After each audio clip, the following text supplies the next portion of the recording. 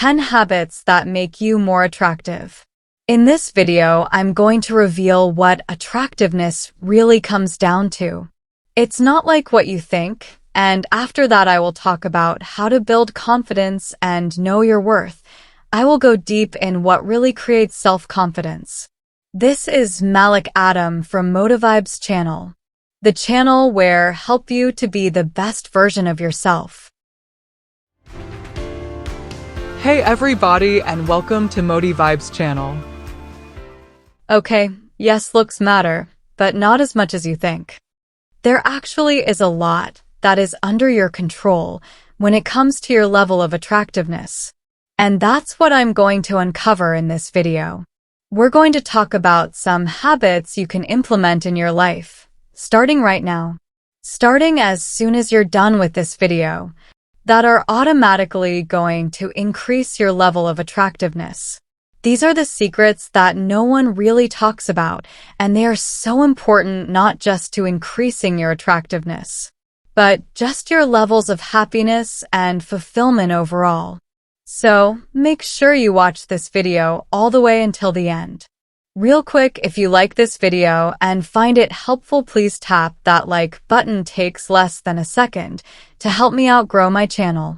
And make sure to subscribe, ring the bell, so you get notified whenever I post new videos. And leave your thoughts in the comment section. If you have any other topics you want me to cover, if you want any clarification, I read all comments and I respond to everyone. Now, let's get into it and talk about the habits that will make you more attractive. Habit number 1. Be present. The greatest gift you can give someone is your presence. How can you connect with them if you're not there? And this is where so many women go wrong. They're not present. They can't engage with the person in front of them because they're stuck in their own minds. They're engaging with their own worried thoughts and insecurities and paranoias. Does he like me? Am I going to hear from him again? Is this serious? Does he want what I want? Would he be a good partner? Would he be a good father? Like, this is where our heads are at. Rather than focusing on enjoying our time with the other person and just connecting with them, the analyzing takes you out of the moment. And it also just creates this pressure that hangs in the air, and people pick up on that. Men pick up on that, and it doesn't feel good. It's also just not an attractive energy emanating from you, because there's this feeling of stress and worry and anxiety that comes. When you're in that stressed out, worried state of mind, it's also just not fun to be around you. It's not fun for you, and it's not fun for him. Even like, think about when you're texting with someone. You're texting with a guy that you really like, but you're worried. You're worried about scaring him away.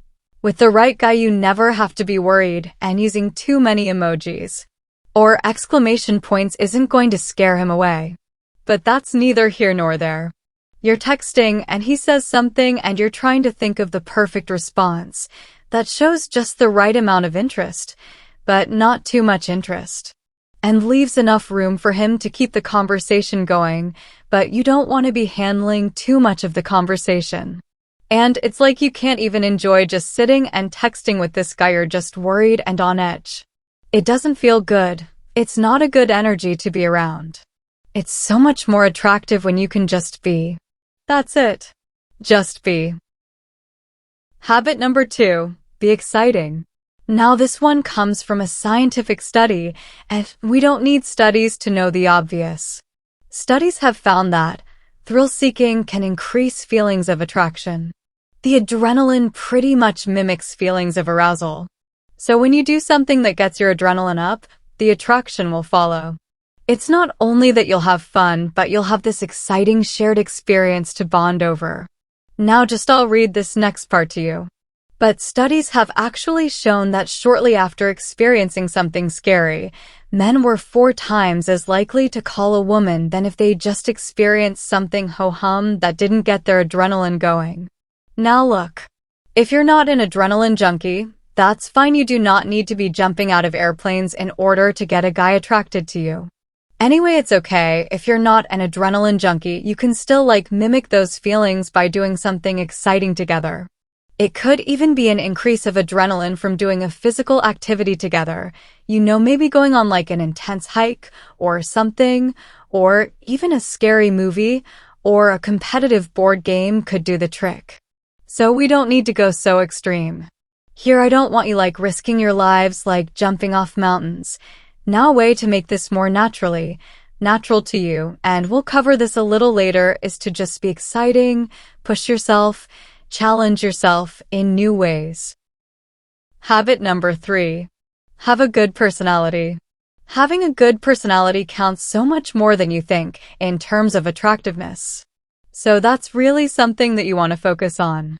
In one study, researchers asked men to rate how attractive they found photos of a wide variety of women's bodies ranging from super skinny to obese, but one group sought information about the women's personalities before viewing the photos, while the other group only saw the photos. Bottom line, personality mattered. We know men are visual, but the idea that they only care about looks isn't supported by this study. Men who were given positive personality traits to associate with the photos were attracted to a wider range of body sizes than the groups that wore it. Not only were men more attracted to overweight women when they were told that these women had good personalities, they were less attracted to skinny women who had bad personalities. So the point of the study, and we don't need to argue here about the fact that they used women's body sizes. We're not gonna go there. This was just a study just proving something that we already know to be true. That personality matters, and that your personality can influence the way somebody else sees you and how attractive they perceive you to be. So it's really important to ask yourself, do I have a good personality? And if you want to work on that, look at people you admire who have personalities that you like, and see if you can almost channel that person, or borrow from that person, or even look at celebrities who you know universally liked. What is it about them that is so likable? I feel like the most universally liked celebrity is Keanu Reeves. Everybody seems to like him. Now, what do people like about him? It seems to be that he's so kind. He's always doing these acts of kindness, but never publicizing them, but people are just finding out about them. Because somebody will see him doing something kind, and then they'll post about it on Reddit, and he is just a universally beloved person. So maybe you can start doing some kind things. Just focus on areas where you can improve your personality overall because it's super attractive. Habit number 4. Show interest in other people.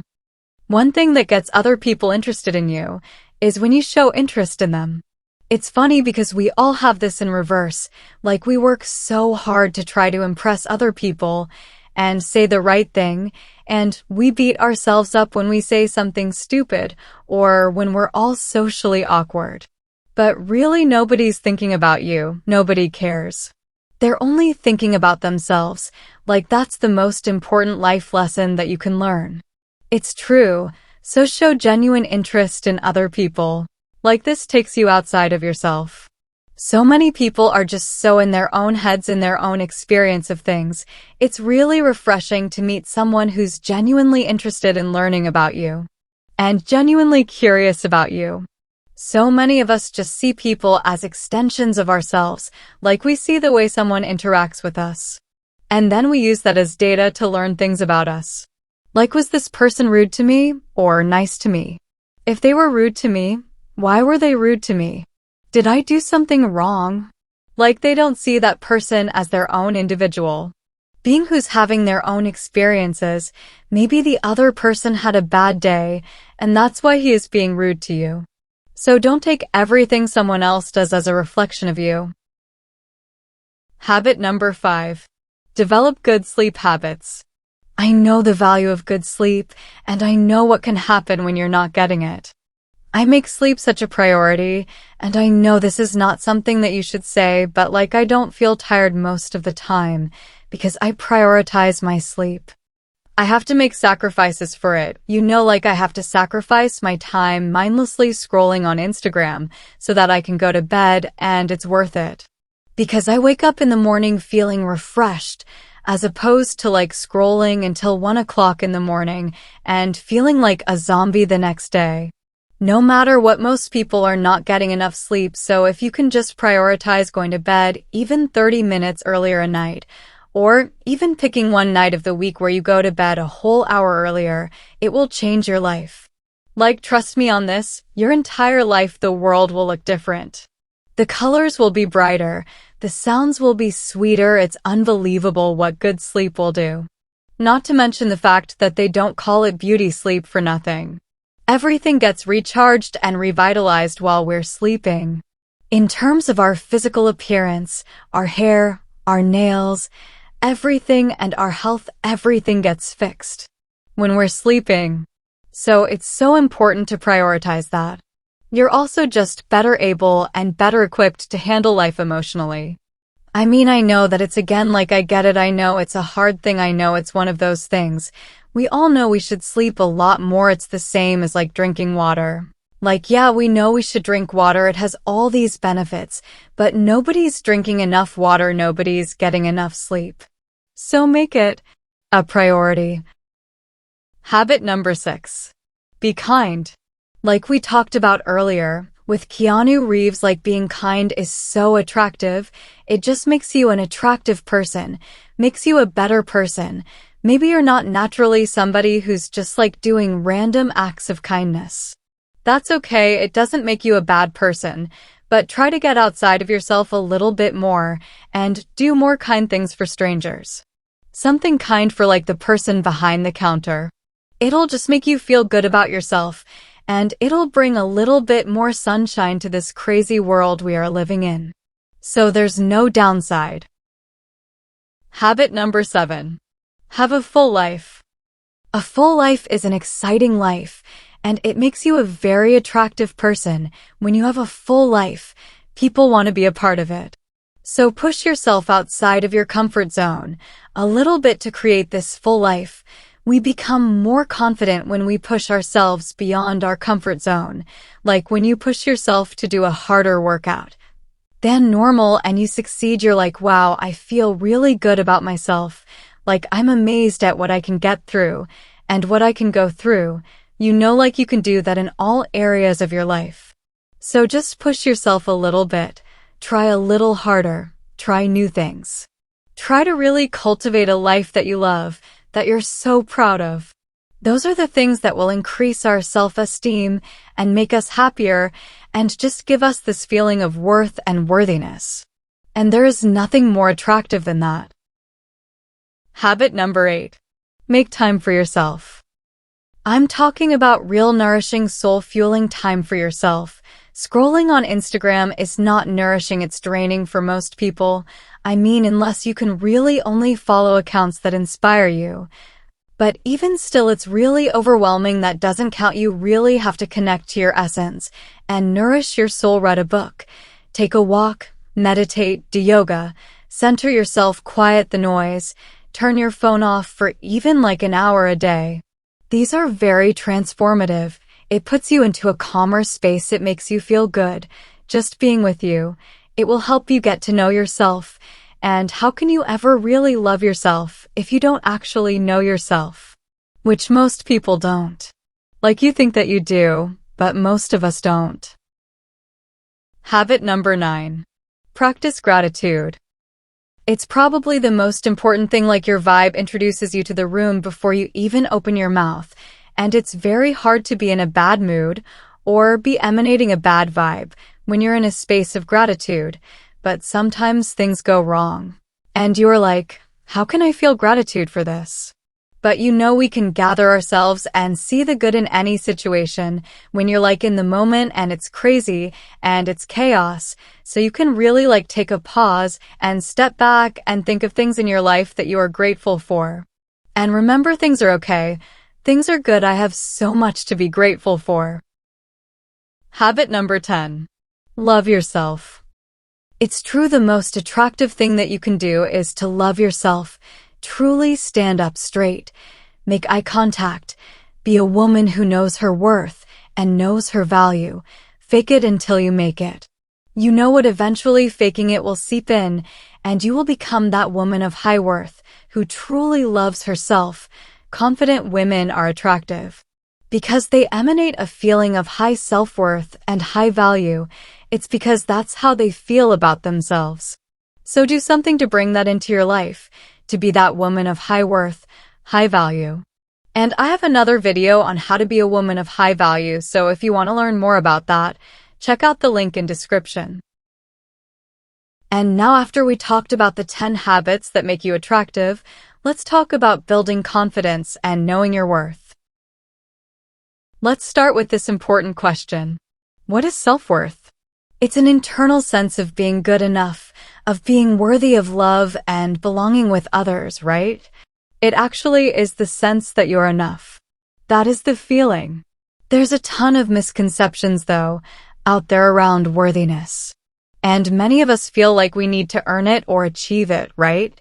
That you're only as you know. When you think about actors, there's all these sayings that you're as good as your last job, basically, or you're as good as your last accomplishment. But when we're talking about worth, actual worth, the truth is that you are inherently worthy simply by virtue of being alive. That's the truth about your worthiness. You don't have to do anything to be worthy. When you think about kids, do you look at them? Do we expect them to cook us dinner? Or throw us a parade? Or whatever? We don't. We love them. They don't do anything. They eat, drink, poop, cost us money. We don't care. And you're that child who is worthy simply by virtue of being born. So why do we feel unworthy, though? Well, part of it is we weren't raised by the adults in our lives, maybe could not consistently show us love or care, or maybe they were very critical, right? Another thing is having immature parents. What if you have parents who are emotionally immature, who are in competition with you?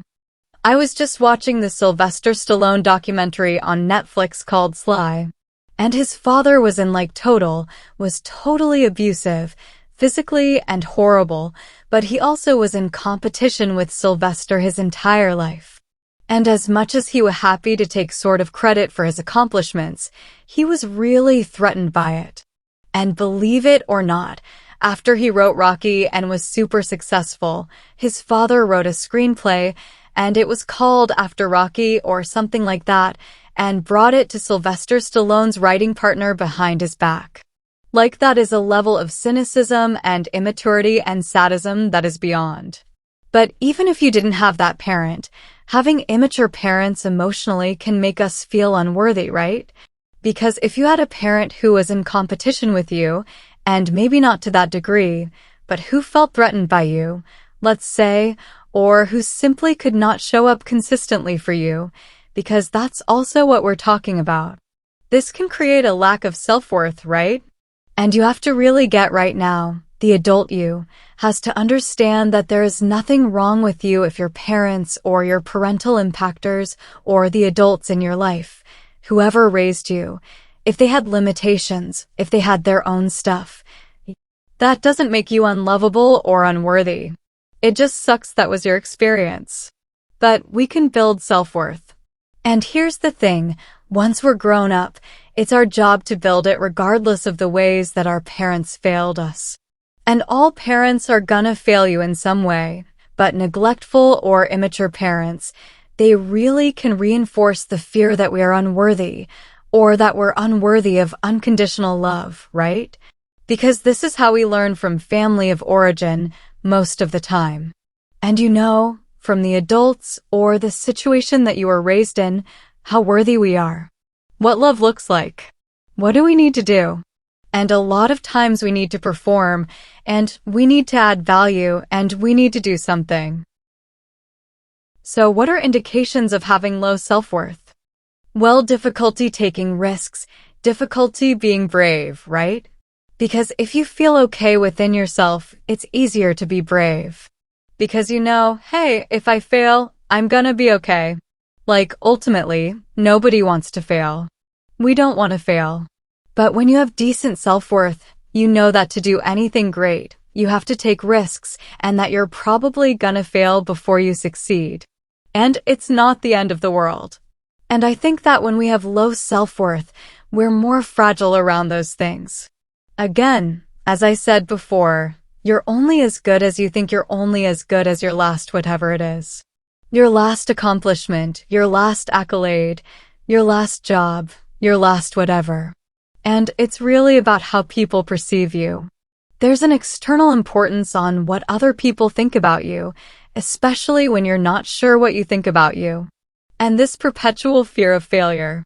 Because if we're not super solid inside, there is a fear that we are only as good as what we accomplish or what we do for other people.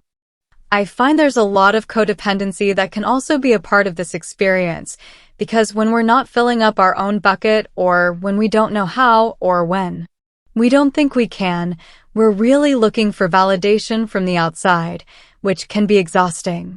So another thing to look at is, how do you talk to yourself? How do you talk about yourself, and how do you talk to yourself?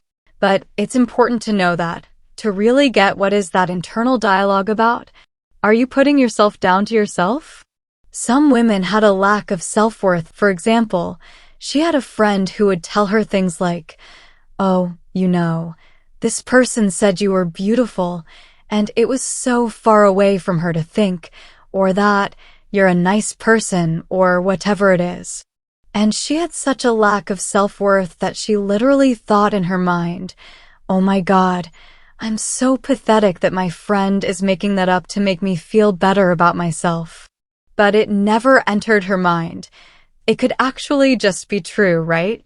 That it could be true that this person said she was a wonderful person, or she was talented, or she was beautiful, or whatever it was. Now that is like the depths of feeling this lack of self-worth. And yet, through the process, through therapy, through exposing yourself to other people who hold you in high esteem, especially in intimate gatherings with women, I find that there's such a profound amount of healing that comes from being in a safe and sacred container with other women. And I think that sometimes it can be challenging to find that, but having it is so. It makes you so brave, because we're all so honest, right? When you're in a container. Because when you're with people that you respect, people that you care about, and you see their humanness as well, there's something so amazing. It's similar to the way that you land over and over again in a soft place in a hard world. That's actually what a group of non-judgmental, caring, kind, inspired, ambitious women having your back, what that can do is it becomes a soft place to land as well. A place to tell the truth, a place to allow your wounds to exist, but not dominate you. So it isn't just getting over this lack of self-worth, it's learning that you're worthy with your warts and all. And a lot of times having that reflected back at you from other people that you respect and care about is so incredibly powerful. It is a life-changing experience to be in a container with people that you respect, who have your back. You want to talk about being courageous. You talk about taking risks. You talk about changing the things that aren't working in your life. Yeah, it is an accelerated course in growth. So another thing to be mindful about yourself is, how much of your self-worth is contingent on external events? As we were saying, it's accomplishments, but it's also being in a relationship, not being in a relationship, having the right kind of friends, having the right kind of house, car, apartment, whatever it may be. That I think we really have to look at how much of your self-worth are you getting from those things in your life. Because the problem with that is if we get our self-worth from other people or from external events, it makes them have the power to take it away from you. As Wayne Dyer once said many years ago when he was still on this earth, about how there's something so dangerous about giving people the power of your self-worth, because when people approve of us and the sun is shining, it's so beautiful. But now they have the power to take it away from you. And it really struck me as true that of course with the people we care about, right? We care what they think of us. But really this is such an inside job. It has to be you. Our self-worth can only be established on our own. We can only do it ourselves. So another thing that may happen, and this may be a symptom of having low self-worth, is having crappy boundaries, right? having a lot of self-abandonment. If we are prioritizing other people because we're getting our self-worth from the approval of others, this can be what ends up happening is that we have really porous boundaries, saying yes when we want to say no. Your self-worth is about how you feel about yourself. Things that basically cut down our self-confidence. One of them is having disordered boundaries. Because if we can't stand for our preferences, our limits, our desires, and our deal breakers, if we can't express them, if we can't say to someone, actually, I didn't like that, or I would prefer this, we are not making any deposits in our self-confidence gas tank. Because what we're doing is we're going along to get along. It could be fear of conflict. It could be fear of rejection. There's so many reasons. It could be modeled behavior. Maybe you just learned that children should be seen and not heard, or whatever it is that planted this limiting belief. That it's better to sort of go under the radar than it is to stand up and be counted. I promise you, a life spent not standing up and being counted for really creates a ton of resentment that you actually don't want to live with. So, one other thing I want to mention before I get into ways that you can build your self-confidence is the impostor syndrome. It's normal to feel that way from time to time. If you get a big new job, having moments of like, wow, dude, can I really do this job? Are you sure this job is for me? Are you sure they meant to choose me? Having those moments is normal. The actual syndrome itself, the imposter syndrome, the definition is a persistent inability to believe that one's success is deserved, right? Or has been legitimately achieved from your own efforts and skills. So what I want to say is, you may experience imposter syndrome at different moments in your life, but that does not mean that you are not legitimately confident. It's just a moment, and this is how fear presents in our lives. So let's talk about what are things that you can do to build your confidence. These are a couple of steps that you're gonna take to up your self-worth. For 24 hours, you're going to watch how you talk to yourself. You're gonna write down any time that you're having a negative self-conversation, you're putting yourself down. You're calling yourself a bad name. Because when you really think about it, we would never treat other people the way we treat ourselves. Would you ever talk to a niece that you loved, or your daughter, or your son that way? Not in a million years. A lot of times we reserve the most caustic tone of voice and things that we say for ourselves. So you are gonna write them down, and then you're gonna start to use the rubber band trick where you're putting a hair tie around your wrist.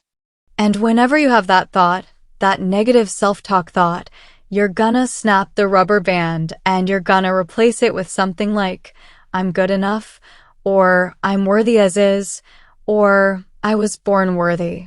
Or come up with your own affirmation for it, but we don't want to just let it stand, because it's not okay.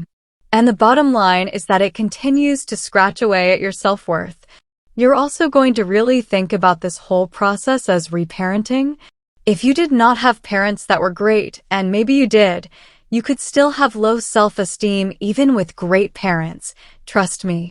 It's not only that, but let's say you didn't have great parental impactors. I want you to think about this time. Give yourself the gift of your own attention. Treat yourself like your own beloved child because you are. This is what reparenting is. It's sort of doing things for ourselves, you know. We kind of become the good parents if we didn't have them. And also I have the baby photo exercise. In this exercise, you find a picture of yourself as a little one, and then you put that on your phone. Have it as your desktop. Or just have it as your screensaver, so that every time you see that little face, really feel the feelings of love, send love to yourself, but also get it. There's no way you look at that face and think that kid needs to do something to be worthy. You understand? You have always been worthy, you were born worthy, and you are worthy this very moment. Number 2. Setting small goals for yourself and actually following through them, things that you want to do that, they don't have to be major. The key is that you actually follow through with them. Because nothing diminishes our confidence as quickly as making promises to ourselves and breaking them. So if you can count on yourself to do the things you say you're gonna do, that builds confidence. Because when we think about what confidence is, it's knowing ourselves. It's knowing that we are okay. It's knowing that if we say we're going to do something, we can count on ourselves to do it. So one thing is just little goals. Choose something achievable that will make you feel good. Look at the habits that negatively impact your life and then choose again to slowly but surely bring in new or better habits. And it could be something as simple as, I'm going to walk for 10 minutes a day for the next 30 days. Let's say if you're trying to move your physical body more and you haven't been able to do it. Again, we want something achievable, something that's actually doable. You can declutter a room or an area in your house that you spend time in, that maybe that's bothering you. You can set up a place if you don't have one. You can just set up a little sacred space where you can journal, where you can meditate, where you can read spiritual text, or whatever your morning routine is. Number 3. Part of the process of confidence is also being solution-focused in life. It's not ruminating on what's wrong or what's bad. You're allowed to complain about things in life. We all have complaints, but make a commitment that if you're going to complain, you're also going to be committed to coming up with at least one solution to that complaint. If it's something that you can do something about, give yourself time and space in life to be prepared for whatever your day holds. A lot of times, lack of self-confidence comes from lack of planning, or it certainly negatively impacts our self-confidence. Because if you're rushing around in the morning, if you're barely getting to where you need to be, or hopping on that Zoom at the very last second, that does not breed confidence, especially if you're actually being late in life. If you're actually being late to whatever it is you need to do. Because think about what position does consistently being late put you in? A one-down position, because you're literally starting a meeting or a relationship by being like, oh my God, I'm sorry I'm late. This happened. That happened. But it does not feel good. You may have challenges that make the whole time thing more difficult if you have ADHD. Sometimes it's almost impossible, but you have to plan for that. You have to do your best to work in additional time or let the people know. If I were time challenged, I would have my team change every meeting of mine to 15 minutes earlier so that I would have a little bit of breathing space. So I don't know exactly the right thing for people to do because I don't have ADHD, but I do know that there are certain challenges that we may have that make being on time challenging. But then put your effort into figuring out how it can be less challenging for you. Because again, confidence is also setting yourself up to succeed. When we know how to set ourselves up to succeed, we feel confident in executing things. So it means giving yourself the consideration that you give to other people and other people's projects and what other people are doing. You need to give that to yourself. Number 4. Create a brag book of things you've already done in the past that you're really proud of. You can do it online, you can do it in a list, you can do it in the notes on your phone. But it's really helpful, especially if the impostor syndrome hits, to have data that reminds us like, oh yeah, I am capable. I can do this. So that's one thing, having a brag list or a brag book. Number 5. Allowing yourself to feel all the feelings. No matter how much I achieve in my life, no matter the things that I do, they are anxiety-provoking when I'm doing something I've never done for the first time, whether it's writing a book, whether it's giving a big talk with like lots and lots of people, whether it's doing TV shows, there is going to be a part of me that is afraid to fail, that is afraid that I'm not good enough, or that I don't have enough brains to do it, or whatever my fear mind is telling me at the moment. But I create space for all of that, because this is part of the human condition. So it can't just be that we only want to feel comfortable or we only want to feel good. And listen, you can want those things and you can live your life that way. But I promise you, your life will be smaller than you want it to be if you live that way. Because uncomfortable feelings and being afraid to fail and allowing ourselves to fail, this is a part of succeeding, is sometimes failing and realizing you are okay. We're okay. We can have a hard conversation. We're all gonna be okay. You can fail at something.